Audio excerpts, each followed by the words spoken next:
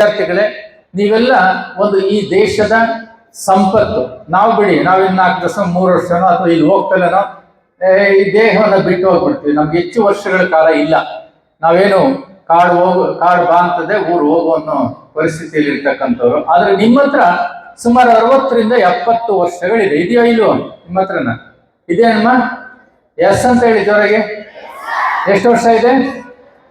60ರಿಂದ 70 ಅಥವಾ 80 ವರ್ಷಗಳು ನಿಮ್ಮ ಹತ್ರ ಇದೆ. ಹಾಗಾಗಿ ಈ ಭವಿಷ್ಯದ ಬದುಕನ್ನ ನಾವು ರೂಪಿಸ್ಕೊಳ್ಬೇಕಲ್ವೇ? ನನ್ನ ಭವಿಷ್ಯವನ್ನ ಬೇರೆಯವ್ರು ರೂಪಿಸೋದಿಲ್ಲ. ಯಾರು ರೂಪಿಸ್ಬೇಕು? ನಾನೇ ರೂಪಿಸ್ಕೊಳ್ಬೇಕು. ಯಾರು ರೂಪಿಸ್ಬೇಕು ಹೇಳಿ? ನಾನೇ ರೂಪಿಸ್ಕೊಳ್ಬೇಕು. ಬೇರೆಯವ್ರು ರೂಪಿಸ್ಲಿಕ್ಕೆ ಸಾಧ್ಯತೆ ಇಲ್ಲ. ಅವರು ಸಹಯೋಗಿಗಳಾಗ್ಬೋದು, ಸಹಕಾರ ಕೊಡ್ಬೋದು, ನಿಮಗೆ ಪ್ರೇರಣೆಯನ್ನು ಕೊಡ್ಬೋದು, ಅಭಿಪ್ರೇರಣೆಯನ್ನು ಕೊಡ್ಬೋದು, ಮಾರ್ಗದರ್ಶನ ಮಾಡ್ಬೋದು, ಶಿಕ್ಷಣ ಕೊಡ್ಬೋದು, ತರಬೇತಿ ಕೊಡ್ಬೋದು. ಆದ್ರೆ ಆ ಉನ್ನತವಾಗಿರ್ತಕ್ಕಂಥ ಒಂದು ನನ್ನ ಗುರಿಯನ್ನು ತಲುಪೋದು ನಾನೇ ಕಾರಣ ಆಗಿರ್ತೀನಿ. ಆದ್ರೆ ಹಿಮ್ಮತ್ ಅಂದ್ರೆ ಪರಿಶ್ರಮ ಬಹಳಷ್ಟು ಮುಖ್ಯ. ಸಾಹಸದ ಹೆಜ್ಜೆಗಳೇನಿದೆ ಬಹಳಷ್ಟು ಮುಖ್ಯ. ನೀವು ಸಾಹಸದ ಹೆಜ್ಜೆಯನ್ನು ಇಡ್ಲಿಲ್ಲ ಅಂದ್ರೆ ಉಪನ್ಯಾಸಕರಾಗ್ಲಿ ಬೇರೆ ಸಂಪನ್ಮೂಲಗಳಾಗ್ಲಿ ಏನು ಮಾಡ್ಲಿಕ್ಕೆ ಸಾಧ್ಯತೆ ಇಲ್ಲ. ಹಾಗಾಗಿ ನಿಮ್ಮ ಬಗ್ಗೆ ನಿಮಗೆ ಹೆಚ್ಚು ನಂಬಿಕೆಯನ್ನ ಇಟ್ಕೊಳ್ಬೇಕು. ಯಾರ ಬಗ್ಗೆ ನಂಬಿಕೆಯನ್ನ?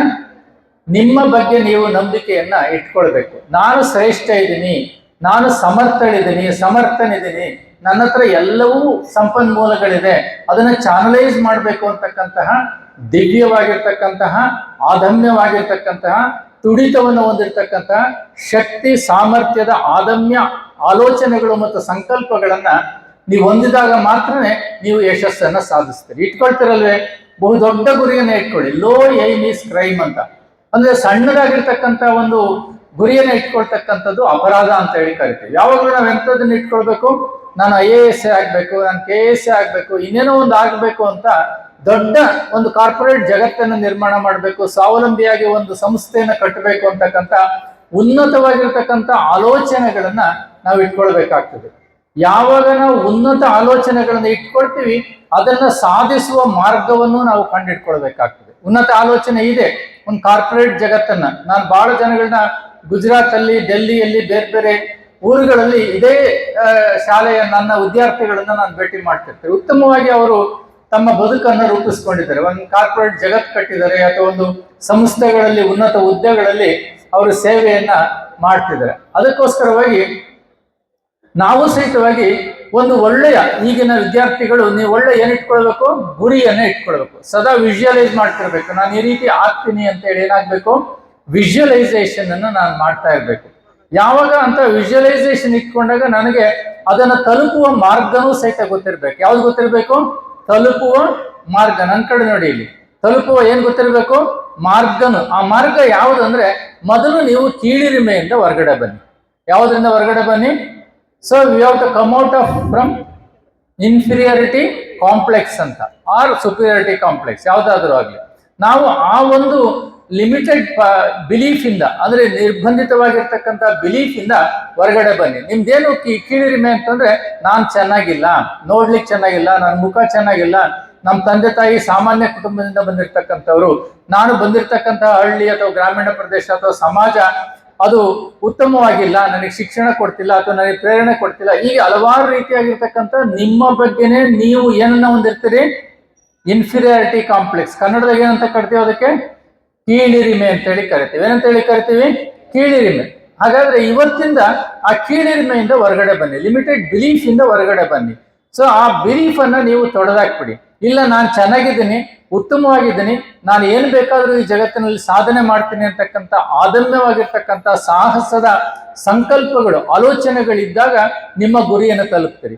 ನಿಮ್ಗೆ ಆ ಉತ್ಸಾಹ ಇಲ್ಲ, ಪ್ರೇರಣೆ ಇಲ್ಲ, ಸ್ಫೂರ್ತಿ ಇಲ್ಲ ಅಂತ ಹೇಳಿದ್ರೆ ನೀವು ಗುರಿಯನ್ನು ತಲುಪಲಿಕ್ಕೆ ಆಗೋದಿಲ್ಲ. ಹಾಗಾಗಿ ಇವತ್ತಿಂದಲೇ I am the most beautiful women or man in the world ಅಂತ, ಅಂದ್ರೆ ಇಡೀ ಜಗತ್ತಿನಲ್ಲಿ ನನ್ನಂತ ಸುಂದರವಾಗಿರ್ತಕ್ಕಂಥ ವ್ಯಕ್ತಿ ಯಾರು ಇಲ್ಲ. ನನ್ನಂತರಲ್ಲ, ನಿಮ್ಮಂತರು.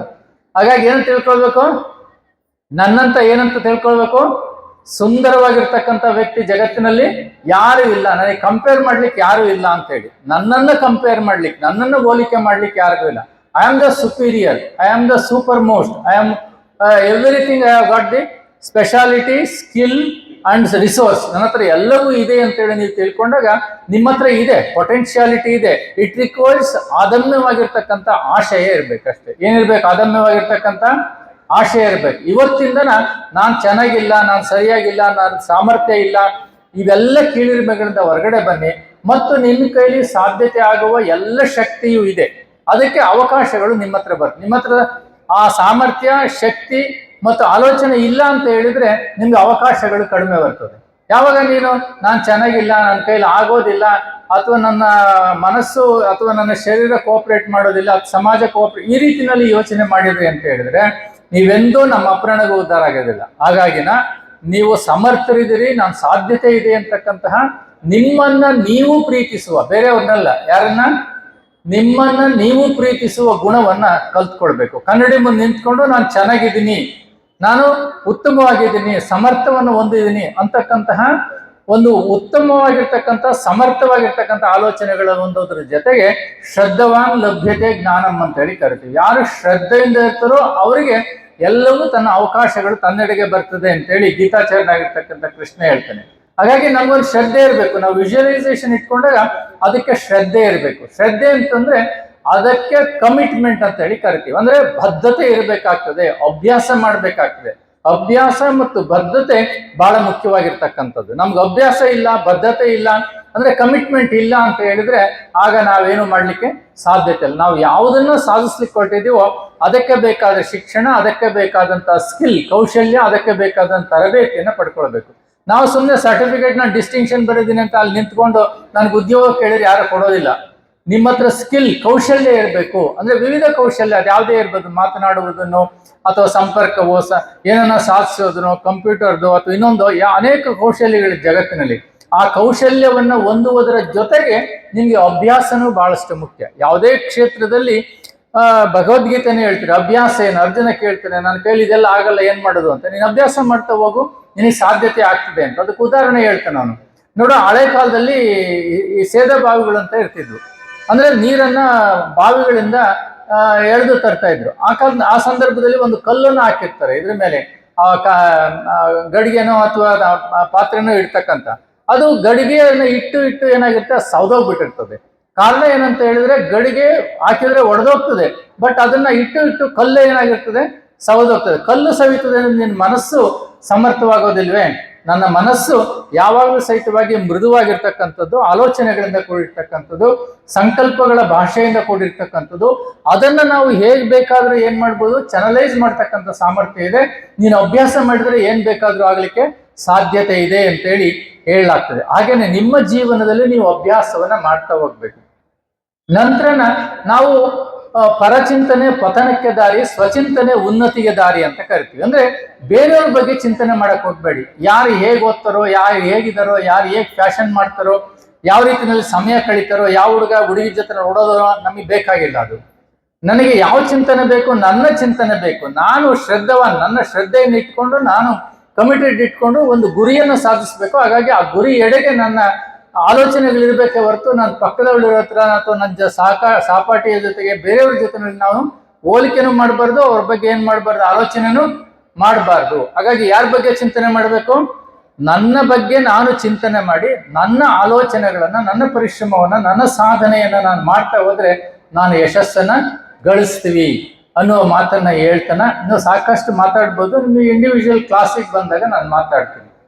ನೀವು ಸಣ್ಣ ಆಗ್ಬೇಕಲ್ವಾ? ಅದು ಒಂದು ಉತ್ತಮ ಆಹಾರದಿಂದ ಸಣ್ಣ ಆಗ್ಬೇಕಲ್ವಾ? ಪ್ರತಿದಿನ ನಮ್ಮ ಜೀನಿ ಸ್ಲಿಮ್ ನ ಯೂಸ್ ಮಾಡಿ ಯಾವುದೇ ಸೈಡ್ ಎಫೆಕ್ಟ್ ಇಲ್ದಂಗೆ ನೀವು ಸಣ್ಣ ಆಗ್ತೀರಾ.